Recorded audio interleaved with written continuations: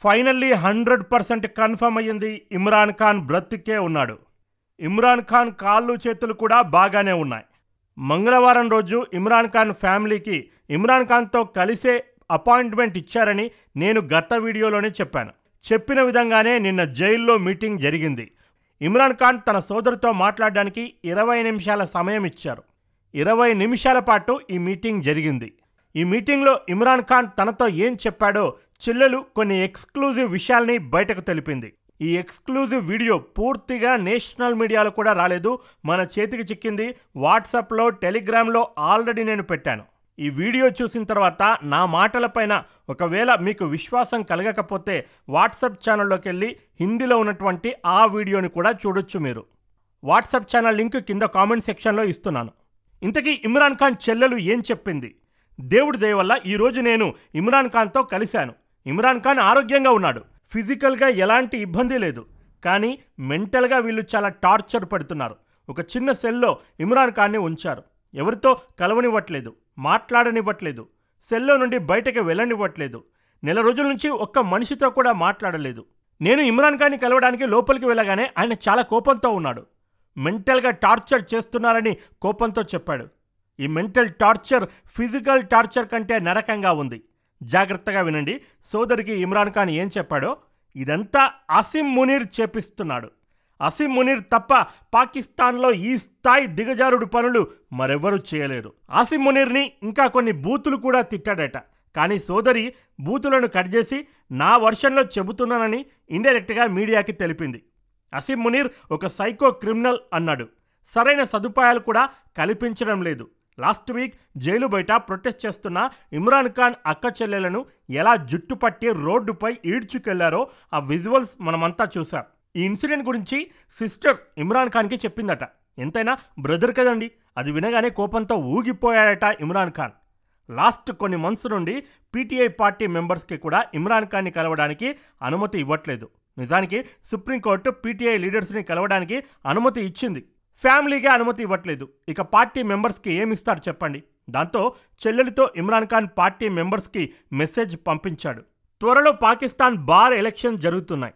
ఈ ఎలక్షన్స్లో PTI party లీడర్లు హమీద్ ఖాన్, సల్మాన్ అక్రమ్ రాజా వీళ్ళిద్దరూ ఏ క్యాండిడేట్నైతే సెలెక్ట్ చేస్తారో వాళ్ళనే గెలిపించాలని ప్రజలకు పిలుపునిచ్చాడు ఇమ్రాన్ ఖాన్. మీ అందరికీ తెలిసే ఉంటుంది, పిరికిపంద షాబాజ్ షరీఫ్ ఓటమి భయంతో పీటీఐ పార్టీని రద్దు చేశాడు. పార్టీ సింబల్ని కూడా లాక్కున్నాడు. అయినా సరే ఇమ్రాన్ ఖాన్ ఖాళీ సపోర్టుతో ఆ పేరు చెప్పుకొని 93 మంది క్యాండిడేట్లు నిల్చుంటే ఆ 93 మందిని ఎంపీలుగా పాకిస్తాన్ ప్రజలు గెలిపించారు. నిజానికి ఇది ఒక రికార్డు. పీటీఐ మెంబర్స్ అందరూ ఈ ఇద్దరు సెలెక్ట్ చేసిన క్యాండిడేట్స్కి యునైటెడ్గా సపోర్టు తెలపాలని ఇమ్రాన్ ఖాన్ ఆర్డర్ వేశాడు. పాకిస్తాన్లో ఎలక్షన్ జరిగి ఇన్నేళ్ళైనా ఇప్పటికీ అపోజిషన్ పార్టీ లీడర్ని ప్రకటించలేదు. మెజారిటీ ఉన్నప్పటికీ స్పీకర్ కావాలని డిలే చేస్తూ ఉన్నాడు. వెంటనే అపోజిషన్ పార్టీ లీడర్ని డిక్లేర్ చేయాలని డిమాండ్ చేశాడు ఇమ్రాన్ ఖాన్. ఆల్రెడీ ఖత్తర్ అనే వ్యక్తిని ఈ పదవికి రికమెండ్ చేశాడు ఇమ్రాన్. ఇక ఖైబర్ పఖ్తూన్వా చీఫ్ మినిస్టర్ సోహెల్ అఫ్రీది పని పట్ల ఇమ్రాన్ ఖాన్ ఫుల్ ఖుషీగా ఉన్నాడని తెలిసింది. సోహెల్పై ఇమ్రాన్ ఖాన్ ప్రశంసల వర్షం కురిపించాడు. గత వారం రోజుల నుంచి జైలు ముందర ప్రొటెస్టులతో సోహెల్ అఫ్రీది చాలా యాక్టివ్గా పాల్గొంటున్నాడు. ప్రాణాలు లెక్క చేయకుండా షాబాజ్ మునీర్ గవర్నమెంట్తో పోరాడుతున్నాడు. అంతేకాదు ఇక నుండి ప్రతి శుక్రవారం హైకోర్టు ముందర ప్రొటెస్టులు జరుపుతానని, కాబట్టి పార్టీ కార్యకర్తలందరూ ఇస్లామాబాద్కి తరలి రావాలని పిలుపునిచ్చాడు సోహెల్.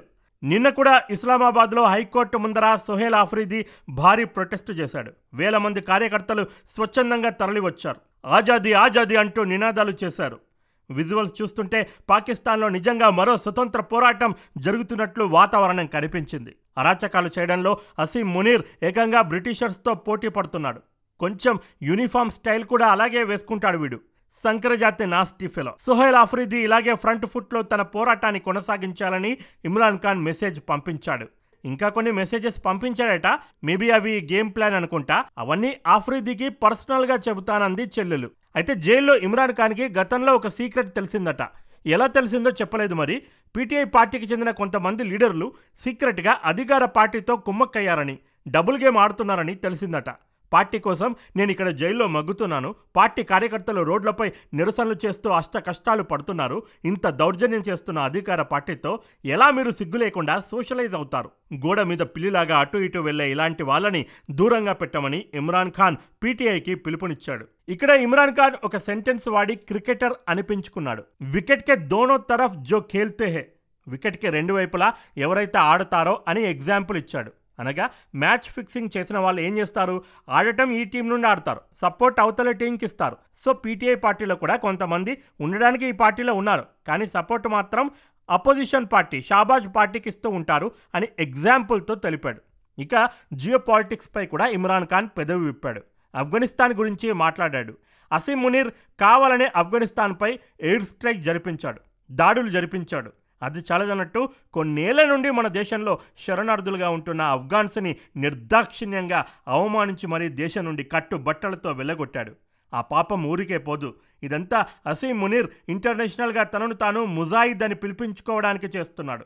ముజాయిద్ అంటే ధర్మయుద్ధం చేసేవాడు, జిహాదీ అంటే పవిత్ర యుద్ధం చేసేవాడు. వినడానికి ఇవన్నీ పవిత్రంగానే ఉంటాయి, కానీ వీటి పేరుతో ఈ ఉగ్రవాదులు చేసే పనులేంటండి?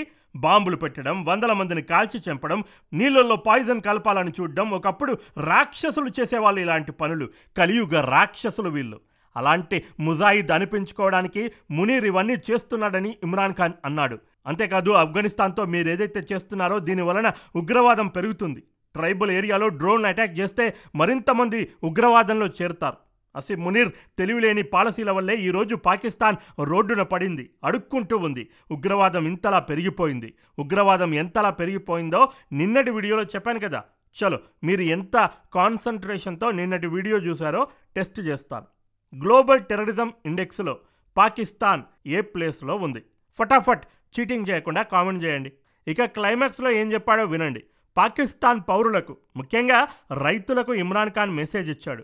ఎప్పటి వరకైతే భయపడి బానిస బ్రతుకుతూ ఉంటామో అప్పటి వరకు ఈ ల్యాండ్ మాఫియా, ఎక్స్టెన్షన్ మాఫియా, గజ దొంగల ఆట కొనసాగుతూనే ఉంటుంది.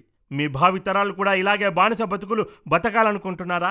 మీ భావితరాలకు నిజంగా స్వతంత్రం కావాలంటే మీరు ప్రశ్నించడం నేర్చుకోవాలి, స్వతంత్రం కోసం పోరాడడం నేర్చుకోవాలి. లేదంటే మీలాగే మీ వారసులు కూడా వాళ్ళ వారసులకి బానిసలుగా బ్రతుకుతారు. తరతరాలు ఇదే కంటిన్యూ అవుతుంది. ఇప్పటికీ మేల్కోకపోతే ప్రస్తుతం పాకిస్తాన్లో ఏం జరుగుతుందో చూస్తున్నారు కదా. ఇంతకంటే దారుణమవుతాయి మన బ్రతుకులు. ఇది ఇమ్రాన్ ఖాన్ మెసేజ్. ఏ మాటకా మాట చెప్పుకోవాలండి. నిజంగా శత్రువైనా సరే ఇమ్రాన్ ఖాన్ మొక్కవోని ధైర్యానికి ప్రశంసించి తీరాలి. ఇమ్రాన్ ఖాన్ పాకిస్తాన్కి వరల్డ్ కప్ తీసుకొచ్చిన ఏకైక కెప్టెన్. ఒకప్పుడు ప్లే బాయ్గా కలర్ఫుల్ లైఫ్ జీవించాడు. వరల్డ్లోనే ద బెస్ట్ ఫాస్ట్ బౌలర్లలో ఇమ్రాన్ ఖాన్ ఒకడు. ఇమ్రాన్ ఖాన్ తలుచుకుంటే పాలిటిక్స్కి దూరంగా ఉండి బయటి దేశాల్లో లగ్జరియస్ లైఫ్ అనుభవించవచ్చు. ఇమ్రాన్ ఖాన్ ఏ దేశానికైనా కోచ్గా ఉండాలనుకుంటే మన భారత్ తప్పించి మరే దేశమైనా కాదంటుందా చెప్పండి? ఇప్పటికీ ఇమ్రాన్ ఖాన్ పాలిటిక్స్ విడిచి దేశం వదిలిపెట్టడానికి రెడీ అయితే వదిలేస్తామని షాబాజ్ గవర్నమెంట్ రీసెంట్గా దొంగచాటున ఇమ్రాన్ ఖాన్కి ఒక ఆఫర్ ఇచ్చినట్లు తెలుస్తోంది. కానీ ఇమ్రాన్ ఖాన్ అందుకు నో చెప్పాడు. అవసరమైతే జైల్లోనే తుది శ్వాస విడిచే వరకు ఉంటానని తెలిపాడు. ఇదే విషయాన్ని గతంలో కూడా తన చెల్లెలతో ఇమ్రాన్ ఖాన్ తెలిపాడు. అరే పాకీజా పిచ్చి వెదవలారా, అక్కడెక్కడో యూకేలో ఎవడో కార్టూన్స్ వేశాడని రోడ్లపైకి వచ్చి అప్పట్లో రచ్చ చేశారు. ఇప్పుడు మీరు ఎన్నుకున్న నాయకుడిని అన్యాయంగా మీ దేశంలోనే జైల్లో ఉంచి దౌర్జన్యం చేస్తుంటే చేతకాని దద్దమ్మలాగా ఇంట్లో దాక్కుని ఉన్నారు. మీకంటే ఆఫ్ఘన్సే చాలా బెటర్ కదా. ఏకంగా తమ ఇండిపెండెన్స్ కోసం అమెరికాతోటే పోరాడి దేశం నుండి తరిమి కొట్టారు. మీవి ఒక బతుకులేనా? కాంప్రమైజ్ కాకుండా పోరాడుతున్నటువంటి ఇమ్రాన్ ఖాన్ ఈ విషయంలో మాత్రం నిజంగా హ్యాట్స్ ఆఫ్. ఇది వీడియో. మరో వీడియోతో మళ్ళీ కలుద్దాం. This is Prashant signing off. Bye bye and take care. జై హింద్. వందే మాతరం.